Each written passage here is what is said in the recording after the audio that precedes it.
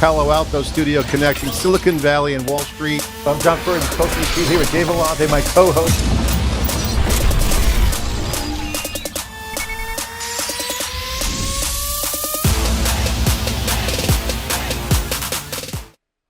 Hello, I'm John Furrier with theCUBE, here at theCUBE's NYSC studio in New York City. Of course, we have our Palo Alto studio connecting Silicon Valley to Wall Street. This is our Transformation Edge series powered by theCUBE and IBM. It's a reinvention of the C-suite as C-suite meets the deep tech Gen AI trends. Scott Grossman is here, CFO of Ensono, here in theCUBE. Great to have you on. Appreciate the time. John, thanks for having me here. It's great to be here at the NYSC. We kicked off this series with Jim Kavanaugh at IBM CFO approach, and now it's expanding into the C-suite. And what I'm really impressed with Jim Kavanaugh is that his vision is right in line with what's going on in the zeitgeist and in the modern era of business. The transformation edge is a competitive opportunity for businesses to rethink. Now, the word transformation, we've been kicked around. You know, what is transformation? Transformation. It's usually been an IT thing. Now it's a business imperative. It's a business model, refactoring, reinvention, reset, whatever word you want to use, because AI has infiltrated all aspects of the modern business. And it's a huge opportunity, but there's no book written. There's no like process, people, technology, methodology. It's all unfolding in front of us. It is the hottest topic we're seeing here at the intersection of technology and capital markets, because it hits all aspects of the C-suite. And your role is instrumental. It's not just approving budgets and managing, being the guardian of the books, steward of the risk management. It's much more operational. So I really want to get into it. I really appreciate taking the time. But first, set the table of your company, what you guys do, the scope, the target, the kind of customers, and the size. Sure. So Ensono is a hybrid IT managed service provider. And we deliver our services across mainframe, private cloud, public cloud, with consulting services all around. The business was really founded, the brand, 10 years ago. And it was a $190 million revenue business that management partnered with two private equity firms, Charles Bank Capital Partners and MC Partners. And that was 10 years ago. Fast forward, we've grown the business. We've added $1 billion of revenue over the last 10 years. About 70% of that is pure organic growth. And we're owned by KKR, a large private equity firm. We're part of their Ownership Works program. So Jim talks about shared ownership. All of our employees are equity holders in the business, and it's really powerful in terms of driving AI. And so you have, how many employees you have, just roughly ballpark? 4,000 employees, yeah. And you're partnering with all the technology providers, IBM, clouds. You have to understand the entire tech landscape. Absolutely. All the technology associated with infrastructure and hybrid cloud. So, all the public cloud providers, the private cloud vendors, as well as the mainframe vendors. So it'd be safe to say that you're involved in a lot of modernization. That's conversations. Right. That's right. With your customers. That's exactly right. All right. So we're going through the biggest modernization now. I mean, in our generation, in my lifetime, I've seen many, many waves. This one is the most consequential because we've already crossed the threshold, but it's bigger than all the other ways, in my opinion, combined, because it's happening so fast. This came up in our other interviews, and this is changing the roles of the people in business. We hear about agents coming and being digital workers, Gen AI, people getting intelligence. That's fueling a new paradigm of how to operate a business. And one of the theses that came out of our kickoff series was from Jim Kavanaugh, and our conversation was that the role of the CFO is changing. Could you share your thoughts on that? Because his approach is like, I got to get more operational. I got to understand how capital works. So it's not your classic CFO conversation. Share your thoughts on the changing role of the CFO in this era. Couldn't agree with Jim more on this. I think traditionally CFOs may have been looked at as a safe pair of hands, or managing the budget and just managing cost. Nowadays, as CFO, you really have to understand the business, and you really have to get into the business and spend time with the sales team, the product team, the delivery and operations teams to understand the fundamentals of the business and what is really driving it, and how is AI going to be interwoven into all aspects of the business. You know, the CFO, you mentioned that role. If you look at some of the conversations that's been having in the industry, people say, well, don't let the technology bend, don't bend to the technology, let it bend to you, which means that the human role in the organization is changing. What specific can you share that the CF role has changed the most just recently with the advent of AI? Has it been just more technology immersion? Has it been more mechanisms around the revenue models? What's been the main change? Yeah, I think, you know, there's this a misconception maybe that the CFO is the chief no officer. You know, they're always you know, the risk averse. And by the way, that's right behind this chief security officer. That's exactly right. That's exactly right. The two no's. Partners in crime. You know, but the CFO nowadays, you have to have a growth mindset. And, you know, Jim talked about the dynamic environment that we're living in right now. You have to be willing to understand and learn how these technologies are changing. How are the AI providers changing their business models for how clients consume, right? I mean, they were just recently, LLMs are, you know, providers are now charging on a usage basis instead of a seat license basis. Well, boy, that changes my cost profile as a CFO. So I better understand the business models of our partners, how we're deploying it within our business, and what are the areas where we're trying to drive revenue growth versus just reduce our cost. I want to get into that whole cost side of it, because with tokens and token economics and other costs, there's a productivity value equation. But I want to just double click on what you said about the chief no officer and CFO, and my comment about this, or joke about the chief security officer. Traditionally, that's been kind of the view. If you look back, go back a decade, you know, you approve the budgets, you set the capital the capital structure, you working on some of the mechanics. It's mostly financial related. Chief security officers or CISO or CIO would be like, no, we don't have budget for that. Let's put that project on hold. So no was just a more of a limit to what resource could be due. Sure. But if you look at today in security, they're infusing security in day one in all products. So all the top players, whether it's IBM, Amazon, whatever supplier that's got a platform, it's not an afterthought. Security is built in from day one, so it's inherently native. Yep. That's kind of happening in CFO role too. So you're starting to see the thinking around financial mindset or growth mindset, as you call it. What's your opinion on that? Because I think there's a similar parallel between them. We just pointed it out, but I think if finance is infused in everything, that's risk, reinvestment. I mean, we're all builders and operators and investors at some level. It's like I can get more AI. What's your opinion on that? How does that resonate with you? It does resonate, and I think there's a balance between, you know, having the right guardrails and allowing for growth. So you talk about security. Security is incredibly important when it comes to AI, and I think, you know, if we rewind back to, you know, 12, 24 months ago, you know, everyone was talking about buying GPUs or, you know, allowing a free-for-all. You know, as a company, we took the approach initially. We actually closed off access to individuals within our walled garden company accessing models directly, and instead we took the approach. You know what? We're going to build our own tool to allow employees to access.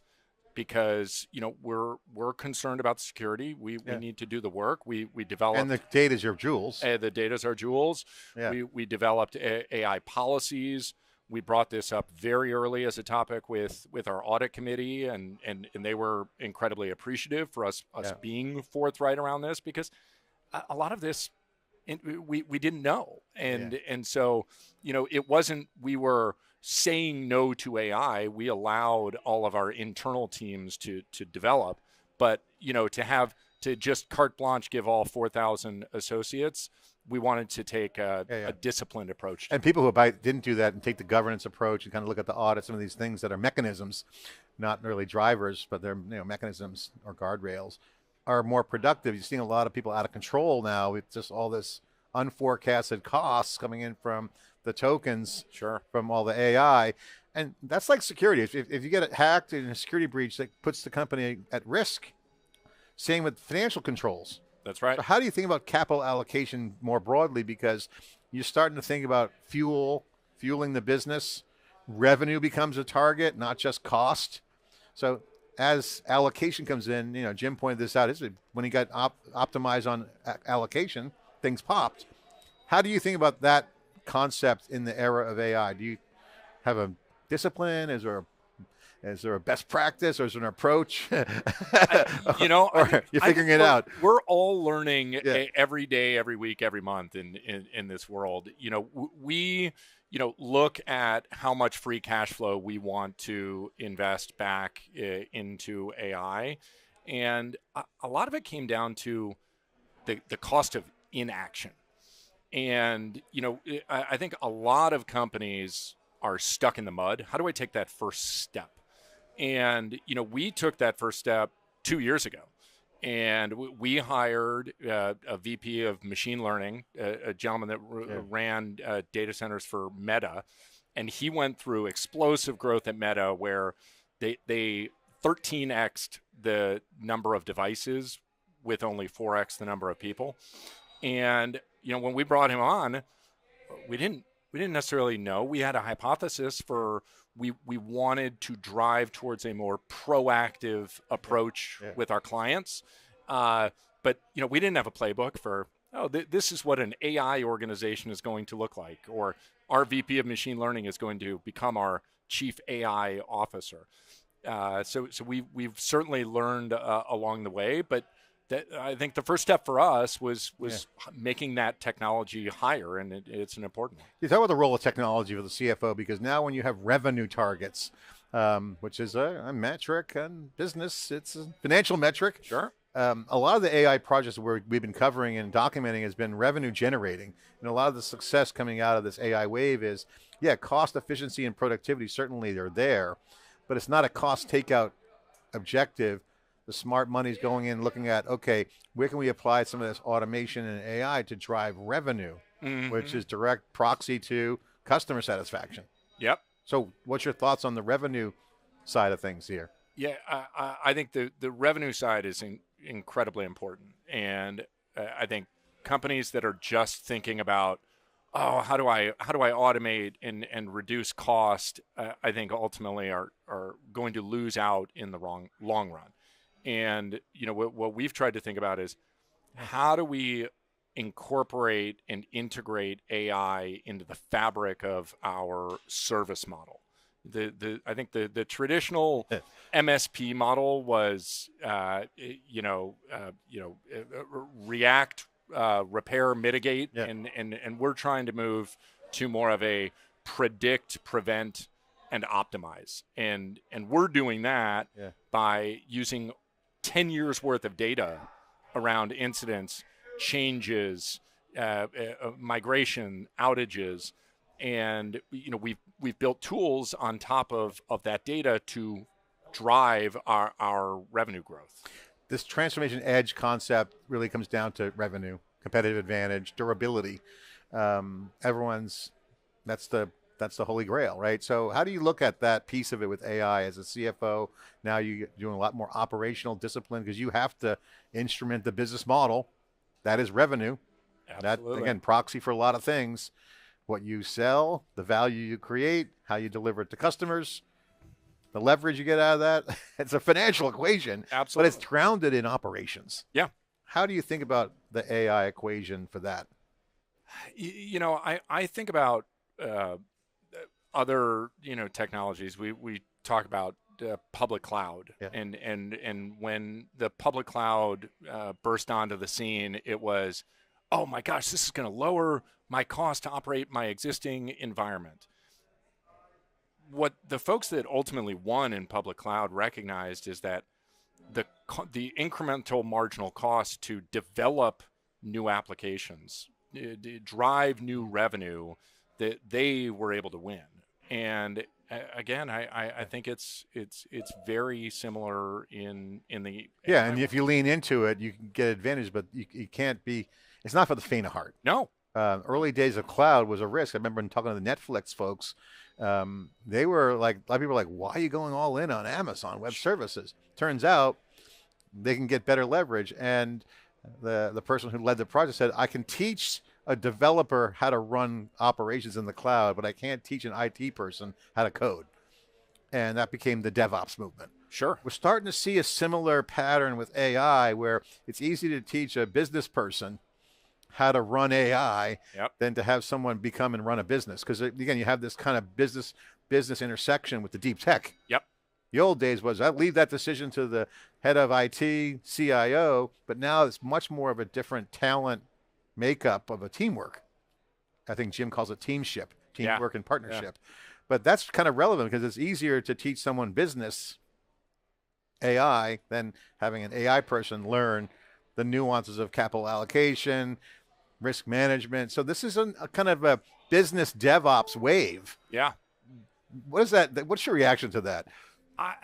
Listen, I agree. And, in public cloud, we had, public cloud created its own shadow IT. There's kind of business or shadow AI. If everyone has access, if it's a federated tool that everyone has access to, maybe not everyone wants to vibe code an application, but it certainly, you want to have this balance between empowering individuals, and we've empowered our associates to build their own agents on top of our platform.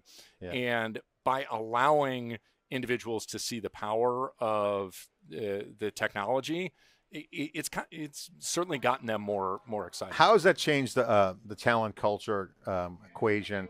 Does that change the makeup of the people, how they behave, some of the organizational priorities? Starting to see structural change. I mean, if you're a digital worker, they're going to have to be in an org chart somewhere. Whose agent did that? And accountability goes to the human. We're seeing a new formation around organizational structure, and that changes the cultural mindset. So people are going to be vibe coding. What does that mean? They have full authority to have agents. So this is a big topic because it's a first generation problem in the modern business management, thesis. Yeah. For us, I think we lean on our core values, and one of our core values is curiosity. Yeah. And, I think you want to encourage that level of curiosity in your associate base. But I think we all as leaders also have to train and provide the resources to our associates to allow them to understand the technology and how to use it. And we've required AI training for all of our associates. All of our associates have an AI goal in their plan this year. And we need to provide those resources, though. As I'm fascinated by Jim Cavanaugh's narrative because it got me thinking, and I've been digging into this. There used to be an old expression, "Stay in your lane," which implied stick to what you know. Sure. CFO, stay in your lane, and that inherently is good for boundaries, and it's good to say. It's kind of become kind of folklore and kind of culture, whether it's business or personal, but it implies silos. Right. And so what Jim and I were teasing out in our last conversation is that this kind of cross-pollination management style actually is the formula, meaning staying in your lane is narrow and you need much more of a horizontal operational view. Yeah. And again, the CFOs are in such the perfect position to see a lot of the moving parts across an organization.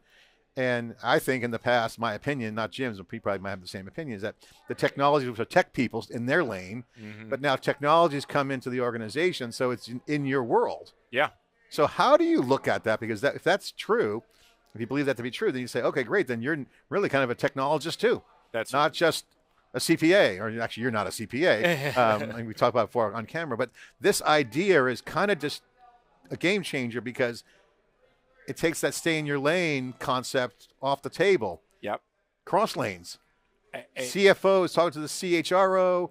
You got CIO, CISO. They got to work together in partnership, not like be fighting in fiefdoms. Absolutely. And I'm grateful that I have a very good relationship with our CIO, our CTO, our CAIO. You know, I think what we envision in the future is, you know, there's probably technologists within, you know, groups that however, it's governed by CAIO, CFO, chief legal officer. There's as long as it's in the proper governance model, you know, you can have technologists on projects, and I think the other important aspect is just the data layer. Mm-hmm. As long as you have you're confident in the structure and the right governance around the data, as you said, our crown jewels, then you can correctly design workflows around that data that use AI, not just slap AI on top of something and hope for a better outcome. You know, one of the things that we also talk about, I want to get your thoughts on, is that the people who have the edge in this transformation era, or transformation edge, is ones that become client zero. I know you have a client zero story. Client zero is, you know, you become your own customer, okay, and then you can then be an expert to your customers, or eating your own dog food, drinking your own champagne, as some people call it. What's your client zero story? Because you have to lead the modernization for your customers. So if you're not doing it, why would I want to trust you? And so I know this is a big part of your success. And by the way, successful companies in AI are doing this. Yes. They're getting their hands dirty. They're rolling their sleeves up. The brain trust is on it. The workers are on it. The teams are on it. And they're leaning into it. Yeah. Share your client zero story. Yeah, so, you know, I mentioned we have 10 years worth of data, and we brought on a CAIO. You know, we use that 10 years worth of data to develop a few different tools. The first is our Envision predictive engine, which allows us to predict outages or major incidents before they happen. Major incidents are costly, and you end up with, you know, 100 people on a call on a Friday at 11 p.m. from Cisco and Dell and Ensono and IBM, and, you know, who changed the switch or the router, and, you know, through all of our telemetry data, we're able to predict outages before they happen, and we use that internally, and, you know, then we started talking to clients about it, and they love this idea. Our second tool was a tool called Diagnose Now. And we are able to diagnose an incident, and when tickets come in, based on all of the other underlying aspects to the infrastructure, and we're able to diagnose an issue quicker. And what that's led to is you know, up to a 66% reduction in the mean time to resolve. And you know, our Envision predictive engine is you know, lowering the number of incidents by up to 40%. And how's that translated to the customer motion? As we joke, we built this to be really, again, part of our services platform. If we're at the foundation, we're a services business, and we need to be innovating and providing our service more efficiently for our clients, and ultimately, you know, we run their most mission critical infrastructure, their systems of record. And, you know, we've taken these products to about 25 clients now. And we joke that we're 25 for 25 clients saying, wait, can I buy that? I really like that. Well, you get leverage. Absolutely. You get operating leverage. Absolutely. I mean, services scale linearly. Yes. But if you get operating leverage, you have exponential opportunities. That's where people don't understand that services now, if software as a service was the old wave, now it's service as a software. That's a huge wave. Exactly right. The traditional IT services businesses, you could look at their revenue growth was entirely correlated to the number of heads that they had in the business. They added billable heads, and they grew revenue. And we believe that our model is slightly different as kind of an outsourced provider, but by embedding technology in the core of our operations, we can scale. All right. So my final question for you is the real edge, in your opinion. It's pretty much known in business circles. If you don't get into AI now, the more you get behind, the harder it is to catch up. I believe that to be true. So leaning in, as you pointed out, you guys are doing with Client Zero and some of the mindset you have, that's good. What's it take to be successful, in your opinion? And in 3 years, what does the role of the CFO look like, and what do the winners look like, in your opinion? Because you have everything there. You have operational purview. You have the instrumentation of the business revenue and other costs. You have a grasp on the technology. It's infused everywhere. It's not just a siloed thing. That's now democratized in an organization. Sure. So it's more operational. What's the success look like for the successful CFO? Well, I mentioned, the idea of attacking growth, having a growth mindset. So, businesses that are focused on growing revenue, not just how it reduces cost. But from a personality perspective, I think you have to have a level of humility. Yeah.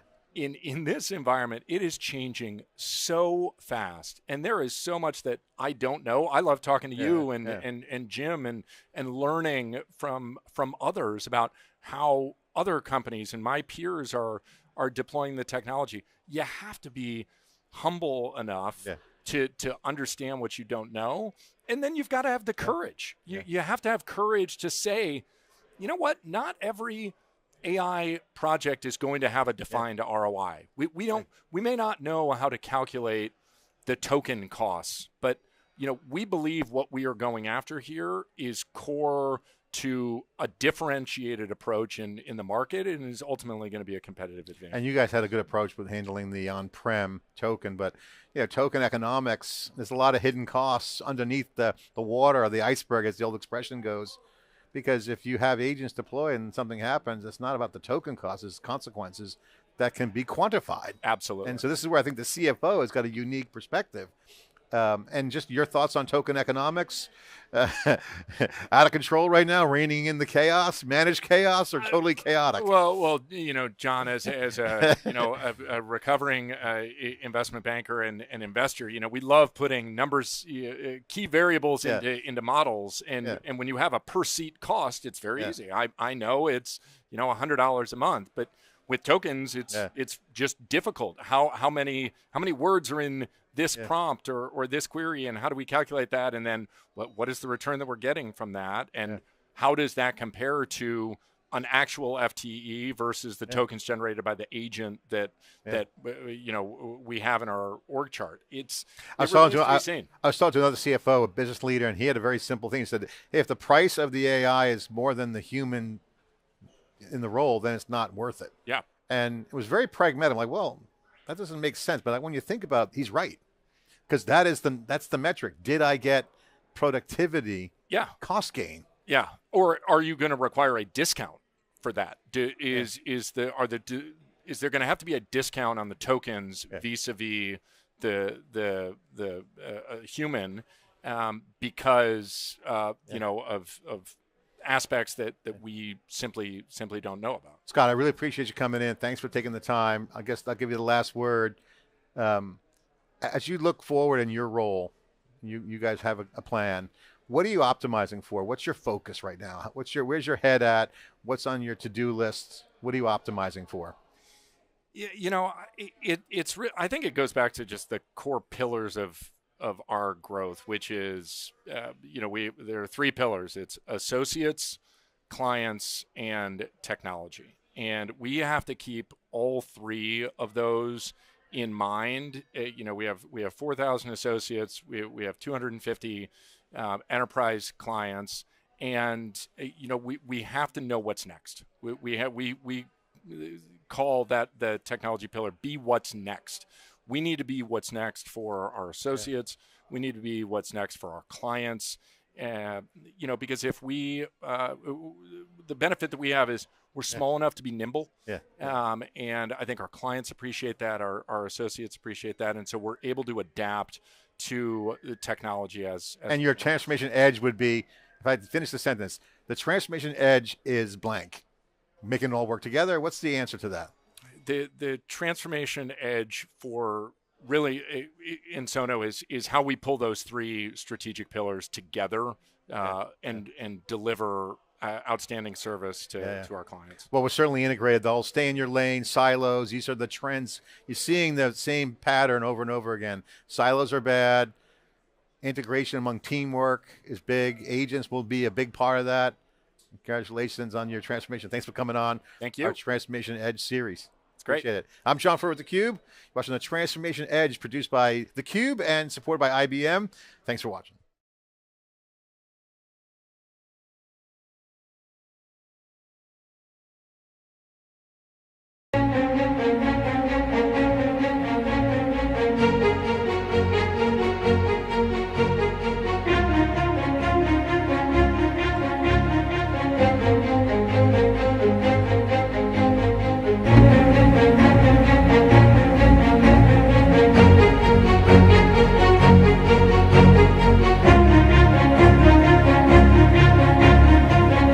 Discussion here with John with theCUBE overall. Today's role of the CFO is fundamentally changing into an enabler of driving long-term competitive advantage and value creation. You have to be the re-architect partner with your CEO about strategic vision, business model innovation, and driving organizational agility to scale and win and capitalize on this AI era. Jim Kavanaugh, the CFO of IBM, talked about the business model transformation, the role of the CFO, and deploying capital and aligning with the strategy. Behind me, we have the top CFOs in the world gathering for an intimate Chatham House Rules dinner, where we're going to talk about the transformation edge.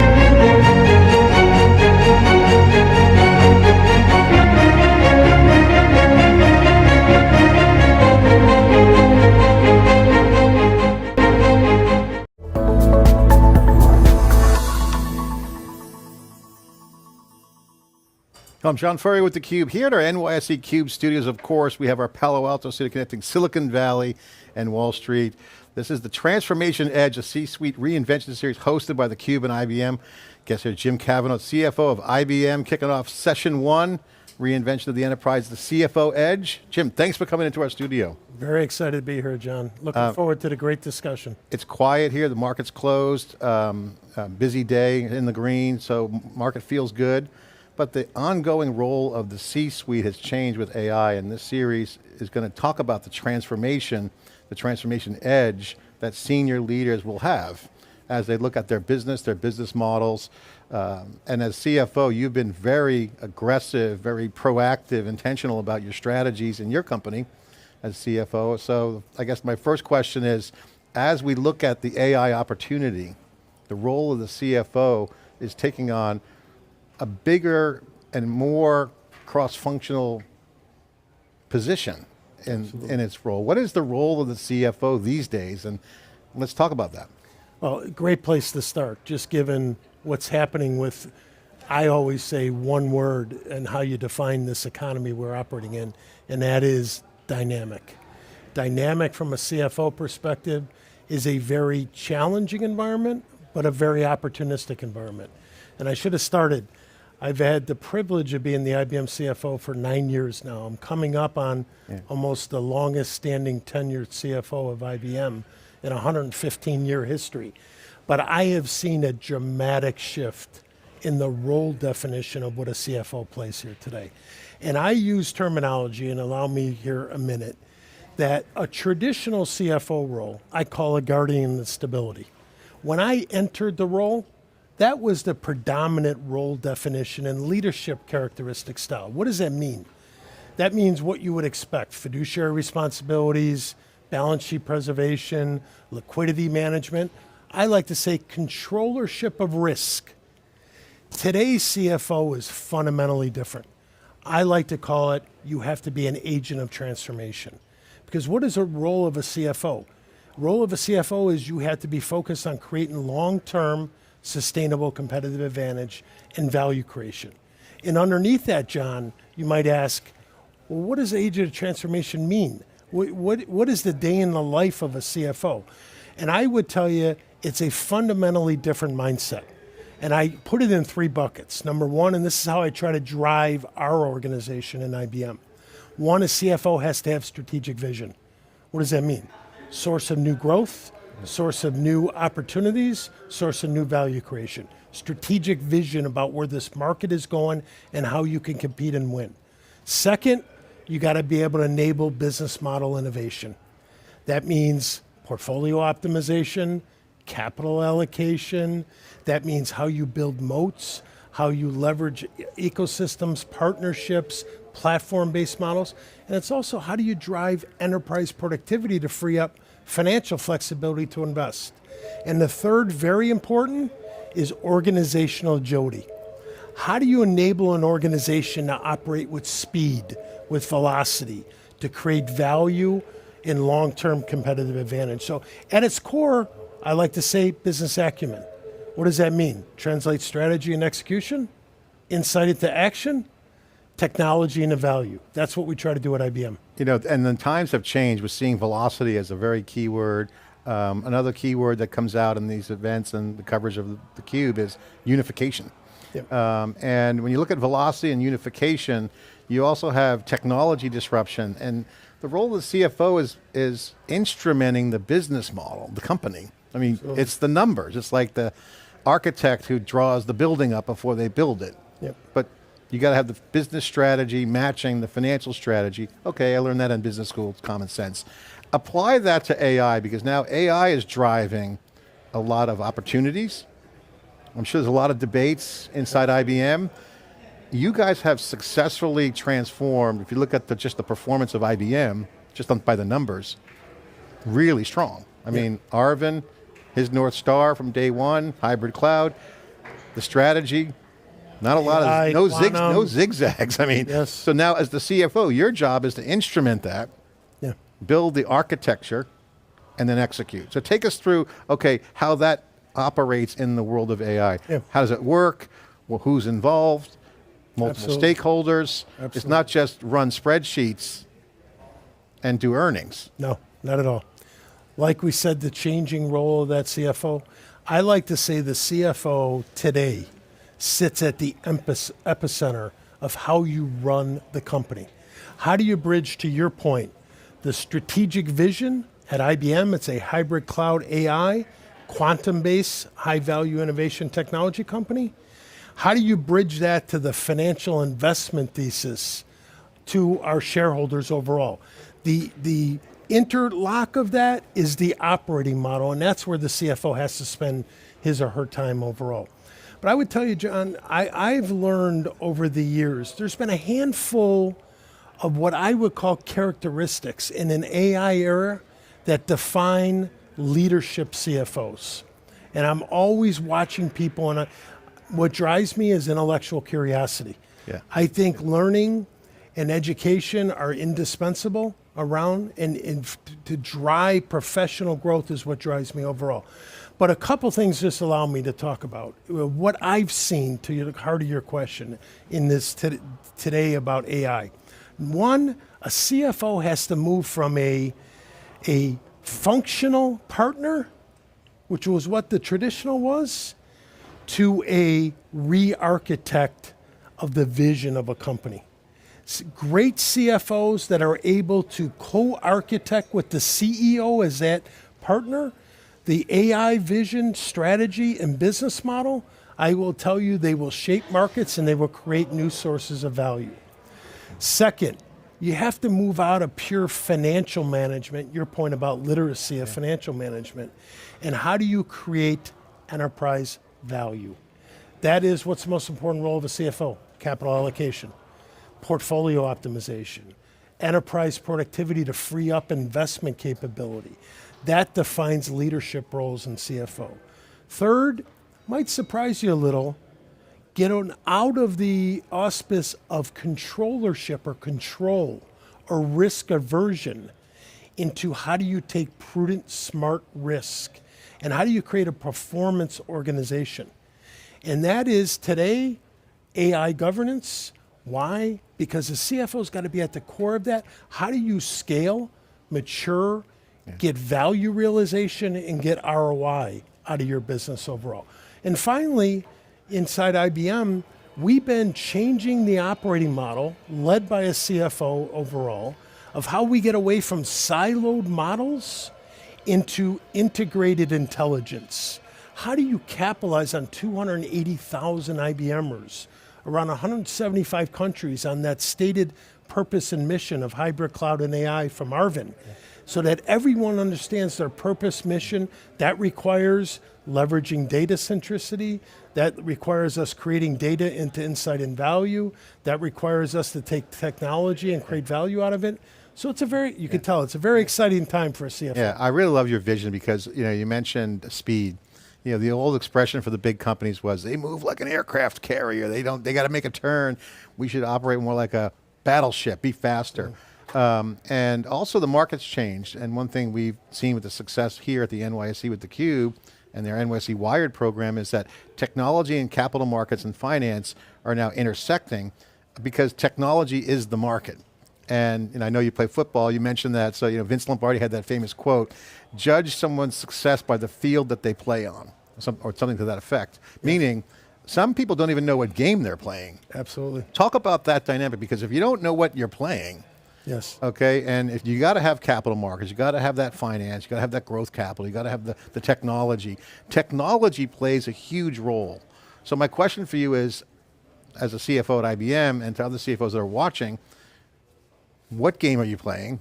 How do you determine that? And then how do you leverage the technology? Because we're seeing AI infused in every single business. Yeah. It's not just the tech stocks. Absolutely. Every company is a tech stock now. Every company. So every share your vision on this, because I think what you got right at IBM, my opinion, is you married technology not as a thing, but as a constant.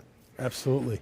It is the core essence of our cultural DNA and how we built this great company and how we've continuously reinvented it for 115 years. But let's take a step back. IBM sits at the intersection of technology and business value creation, right? We're an enterprise, high value innovation provider. But what has technology been for over a century? Technology has always been a source of competitive advantage. Technology enables you to gain scale, to drive enterprise productivity and efficiency, that then frees up financial flexibility to go invest in new areas. But technology, even today, is going through a massive inflection shift with Gen AI. Technology is going to create new markets, new businesses, new industries. So this inflection shift of AI that is influencing worlds, economies, industries, to your point, and let's be honest, society at large. The interesting thing about that is you look at studies from BCG, McKinsey, Bain, you pick up any of them. There's going to be trillions of dollars of value creation out of technology around AI.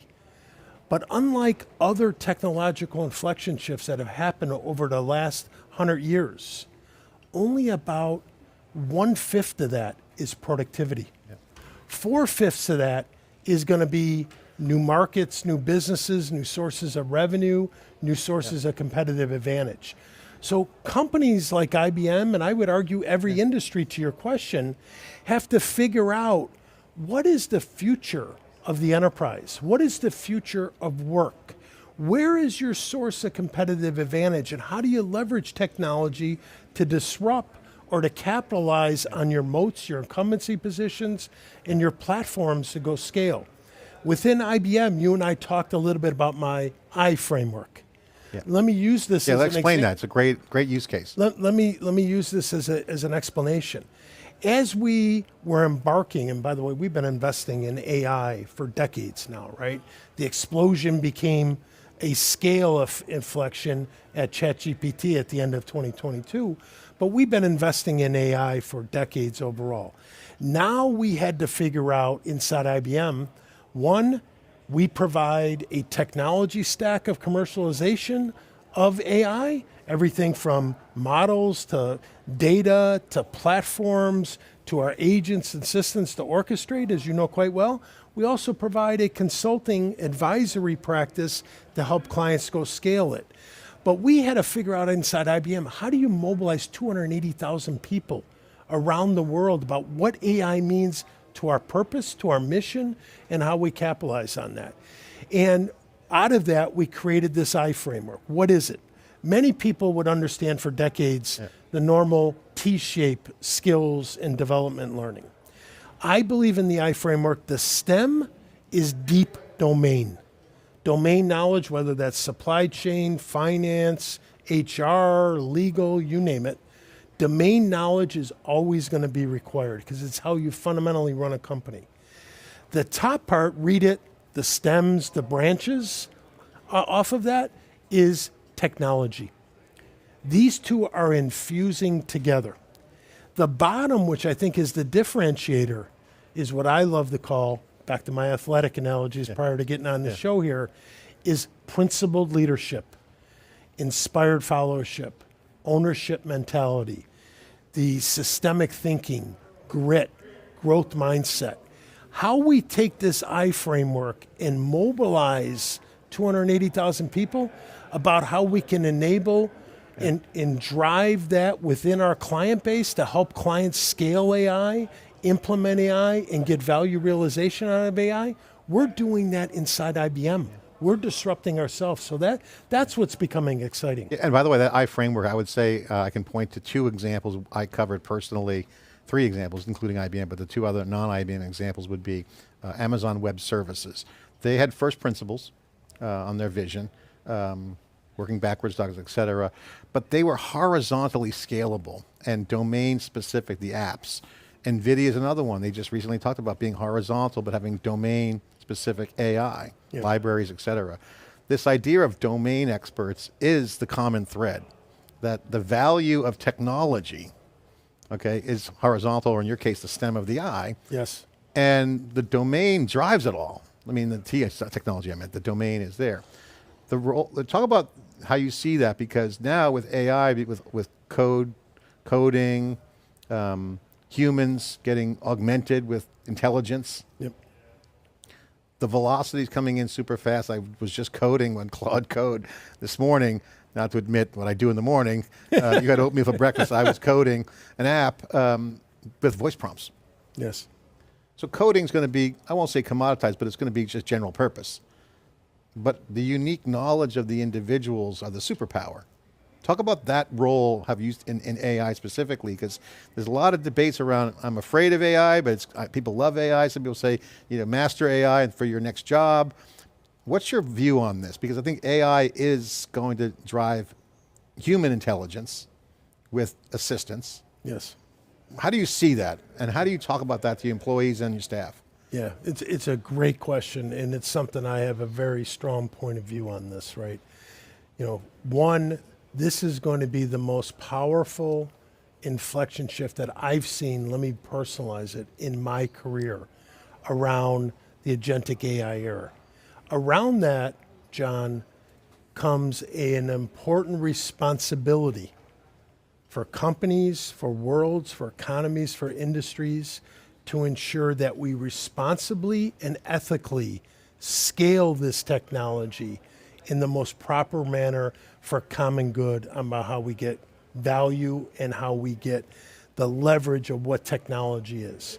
Inside IBM, my point of view is we are not going to operate in a world of AI plus. We are going to operate in a world of plus AI. To use your terminology, the human and the digital synergistically working together is going to be the world that we're going to operate in. Artificial intelligence combined with augmented intelligence at the end of the day. So I always tell our organization that risk is not the enemy around understanding what technology can do and the capability of technology. Mm-hmm. It's uncertainty without insight in getting involved and capitalizing on that for your own personal advantage and for company advantage and for world and society advantage overall. So within IBM, what we've done, I talk about the triangle. So we talked about the I a little while ago, from a learning and a development, and by the way, that's how we develop, skill, train all of our people on the I. Within IBM, we pride ourselves around a triangle. We are a differentiated information technology company. You understand us well. We're the only integrated provider that brings a technology stack around hybrid cloud and AI, everything from the model layer of infrastructure through the orchestration layer, through the agent layer, through the assistant layer, through a consulting business at scale to go drive adoption. So tech stack, consulting business at scale to help companies, because to your point, I think behind your question, I could tell you from pure experience running all of the operations inside of IBM in addition to my CFO role, deploying AI and getting value realization and scale is very difficult. I mean, the operating leverage on technology is with domain expertise is off the charts. Absolutely. And that value realization depends on data architecture, but it depends on the core of your question. How do you optimize intelligent workflows on how you run a company? So the third part of this triangle, we've branded Client Zero. We're very proud of that. How do we mobilize 280,000 people about leveraging our technology? And oh, by the way, we're hybrid, so we leverage third-party technology to reinvent and reimagine how do you run a company. So I've got finance people sitting at the table. We just had 2 sessions today with clients about articulating how we're leveraging technology to get that operating leverage and scale inside IBM to reinvent the way we're actually doing business. You bring up a good point, and this gets to our last topic around identifying opportunities in the industry for CFOs out there, and it's a big one. In some markets, when they're mature, you can be a supplier, you can hire people that have requisite knowledge, proficiency. But if you're in AI and you don't know AI, you can't provide service. You can't provide the consulting, you can't have the products. So Client Zero is your version of reinventing IBM before someone else reinvents it for you, AKA a competitor. In a very experiential way. Yes. And so that brings up, I think, it's a use case, it's a template for other CFOs. What is the playbook? How do you talk about how to recognize opportunities outside of the normal, hold down the fort, be a guardian of the numbers? How do you identify those value creation opportunities? Because when you have value creation, you have value capture. Yes. What's that playbook? What's your vision on that? Because that's the billion-dollar question for CFOs is that, hey, the moment is here. We've crossed the threshold with AI. Absolutely.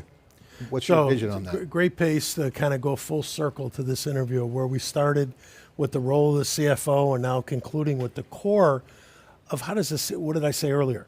CFO's role is how do you create long-term sustainable competitive advantage and value creation, right?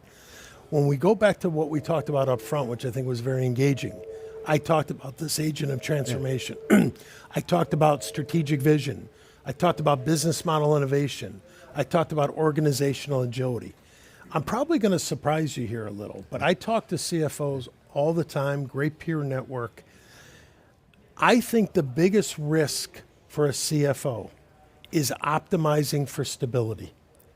And that means solely trying to protect earnings and short-term performance. A CFO's role is how do you compound enterprise value? And there are many roles within that. Inherent in that is smart risk-taking. It's scaling new technologies like AI. How do you differentiate and disrupt yourself right before someone else does and create new sources of competitive advantage? It's driving enterprise productivity. It's accelerating the strategy. We talked earlier, speed, velocity.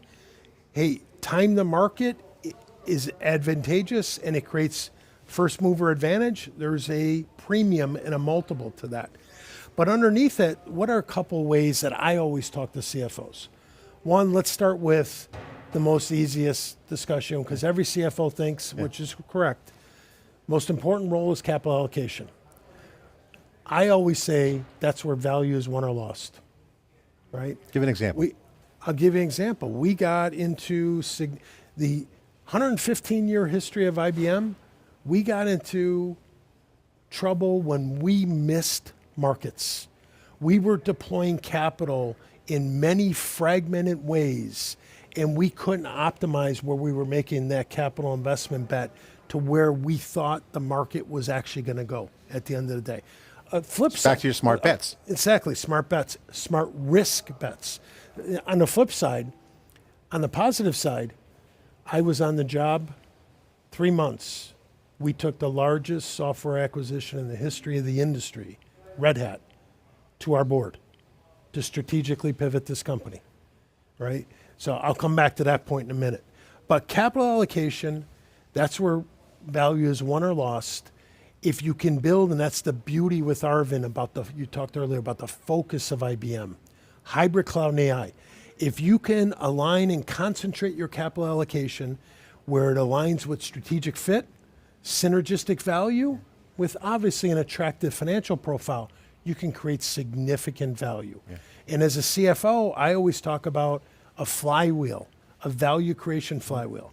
We drive, and it's a mindset, we drive a productivity, maniacal productivity in this company. We've taken out $7 billion over the last 5 years, $4.5 billion over the last 2.5 years.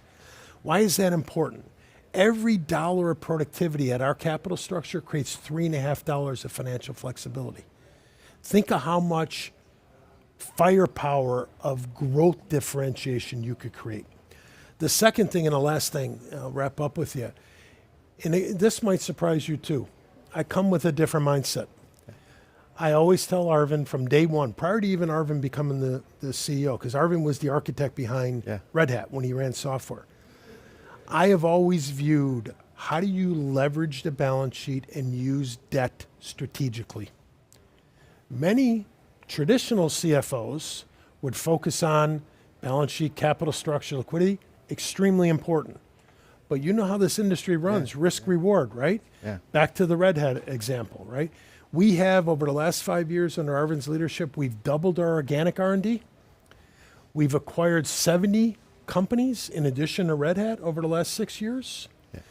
That levered up about $25 billion. It almost doubled our debt. That $25 billion lever up of debt, we created over $200 billion of enterprise value. Yeah. So I remember that. I wrote a blog post on that, so I love this acquisition. In fact, I interviewed Arvind when he was running that division, talking about hybrid cloud. It's notable that Arvind saw hybrid way early. Oh, absolutely. Way early. When no one was talking about it. No one was really thinking about it strategically. You go back to your article, our investor announcement of Red Hat acquisition was predicated on 3 things. One, that there was going to be a tighter integration of hybrid cloud and AI. This is 2018. Yeah. Second, that the world was going to be multi-cloud. 73% of Fortune 1000 companies run multiple clouds in their enterprise, right? And third, workloads were going to be optimized in multiple environments. Public cloud, private cloud, on-prem, and now reality all the way to the edge. I think when you look at the market from 2018 to today, it's kind of... Well, you and Arvind are a great team, and I give you props because I remember we were covering it closely because we were in the front lines on that. That was a very strong move, accurate, great bet for IBM, so congratulations. Final question, that psychology, that mindset, is not all CFOs have that, so it's learning. Most people, even in the tech industry, whether they're young or have a career, don't have a systems mindset. They're like, okay, ship the app, we're done, put it in the SaaS store, how's the revenue? The systems mindset, the business model, transformation mindset, I think CFOs have a system mindset, so I won't say they don't, but most CFOs don't have a comfort level with ambiguity around, well, prove it, can we model that out? So some of these strategic bets are risky, because where there's risk, there's reward. Absolutely. You just hedge it out, it's okay. When you talk to CFOs, what's the comfort barrier to break or change to be open or aligning with the notion that, hey, I'm going to look at this bet with AI and this business model, it may not be baked. Let chaos reign in the chaos. Andy Grove's favorite phrase. Yeah. I say it all the time on theCUBE. That's a lot of gray area. You can't nail everything down. Absolutely. You got to leap to hope the parachute opens. Well, how do you talk to that mindset? What is the right mindset to be a good CFO? Yeah, I was blessed with the privilege to step out of finance prior to the CFO role by the board of directors of IBM. And I became the first ever chief transformation officer of IBM when, let's be honest, we fell into a classic innovator's dilemma where we missed the whole shift to public cloud. Now, I will tell you, we didn't miss it that we weren't investing in it and we weren't building. We missed it. Good domain expertise. Yeah, we missed it on a classic innovator's dilemma because we had significant incumbency, positions with on-prem, legacy, hardware, software, middleware, and we didn't understand the rate and pace and adoption. Stepping out into that transformational role expanded the professional knowledge of how a business acumen, a business leader, taking what we said earlier, the strategic vision of a company, you got to have a why. What is that? You used the word North Star. What is that North Star? Arvind had that North Star. What is the financial investment thesis and does it create value? Then most importantly, how do you bring that together with an operating model discipline, a business model discipline to go capitalize on that? All of that underpin, don't forget we're a human capital-based business. Culture, Jim, leadership. Great conversation. This is session 1 of Reinventing the Enterprise, the Transformation Edge. We're going to do a lot more of these. Final point to end the session is teamwork is huge. That you know the value of teamwork. Absolutely. Talk about why the team alignment and why teamwork and how teamwork works. What does success look like and the importance of teamwork? Yeah. Well, I've been well documented and known inside IBM and publicly that the HR community does not like me too well because I despise the term manager. I love the word leadership. I study it, I believe in it. Our earlier discussion about the applicability of athletics and professional, I would say personal, as a father of 5. I think, what are leaders there for? Leaders are here to provide a platform for our IBMers. The power, the brand of what this great company is about is to provide a platform for them to grow, to develop, to create value, to make a difference in the world. Arvind, since he came in, he repurposed the mission statement of the company. Pretty ambitious to be, this is 2020, right before COVID, to be the catalyst that makes the world work better. Pretty ambitious for a technology company, enterprise. Now, how do you mobilize? How do you engage 280,000 people? How do you let them personalize? What does it mean for them in that purpose and mission statement? And then how do you provide that platform for them to grow and develop? And to me, that's my approach, that's my leadership style. Jim, thank you so much. Make the world better with AI. It goes faster with more intelligence, not just personal, but business and society all working together. Thanks for taking the time to come on theCUBE, be part of the series. Thank you very much, Okay, appreciate you. I'm John Furrier, the Transformation Edge, that is the focus, that's the edge, execution. The strategy's clear, AI is part of it. Now execution is going to require all new ways to operate and the workforce, the team, the leadership. Stay tuned here with theCUBE for more. Thanks for watching.